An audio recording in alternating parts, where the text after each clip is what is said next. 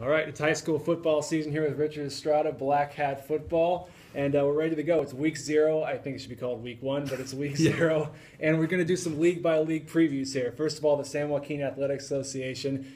It's third year in this current format. 6 teams, all from Stockton, 4 from Stockton Unified.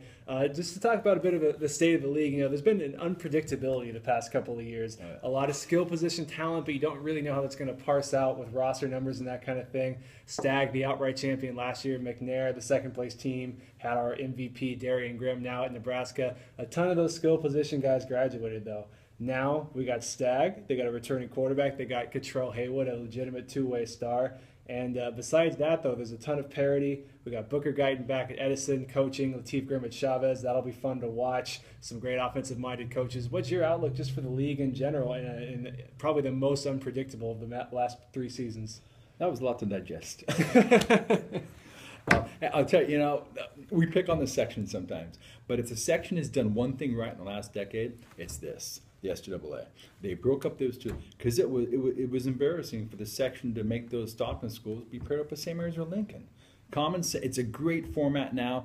Obviously, I love Stag coming back. Cottrell Hayward. If we got a fantasy football draft or a real draft, Cottrell's my #1 guy because he can do everything. For second, I'll say Edison. I saw him play a couple times last year. The pieces were there. They were just kind of misaligned with how they were using them. But I think with Guyton back, they've got the other thing is Hassani Zachary is over there now, which is going to be fun to see what he does with that offense. Yeah, I saw they had a 4-way scrimmage on Saturday. They had Zachary going. I mean, just him on a streak sometimes. If he gets single coverage, he's gone. Booker Guyton's cousin, Eric Guyton, is transferring from McNair. I'm not sure if he can play right away, but he might see some snaps at quarterback. The guy that played quarterback last year, Tyree Strickland, does a little bit of everything for them. Okay. So that'll be fun to watch. And you talk about games to watch for this league. Stag and Edison play late in October. I believe it's week 9. That could very well decide the league championship. I mean, how do you see that playing out, especially once that'll give Booker Guyton those 9 weeks to get into his regime? I mean, Don Norton's there for his 12th year. Yeah. He's kind of set, but, Booker's 14-year gone from Edison. Now he's back. Stag and Edison, the week of Halloween. Yes. I mean, it's hard to say how you see it playing out, but, I mean, could that be the championship game for this league? I think it would be because McNair loses so much. Franklin, Bear Creek still got to regroup. Once beyond that, I think Edison and Stag. I like Edison because the quarterback, Tyree Strickland. Saw him last time. I love the fact that he can run with the ball. Big question now, how does he throw? Is he going to be a good enough thrower for that offense? If he is, he strikes me as a Lamonte Bushnell type.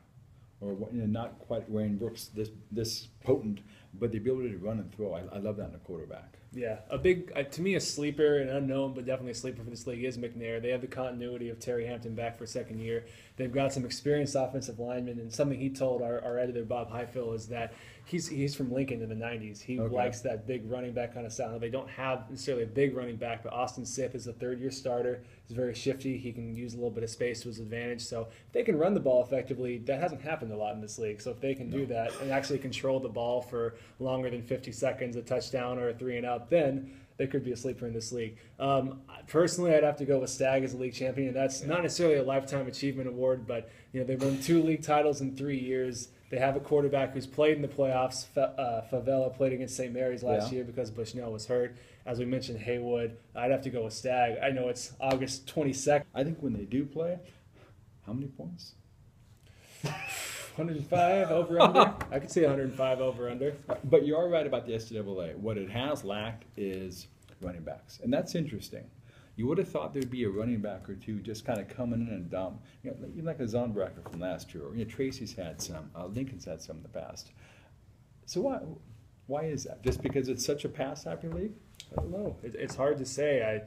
I mean, people call Stockton Whiteout City. This is an all Stockton league. Wide receivers, copious. It's hard to say. But one thing's for sure, it'll be interesting and unpredictable this year, as it's been the last 3 years. And thanks for joining me. We appreciate it. Hey, it's always fun to come in.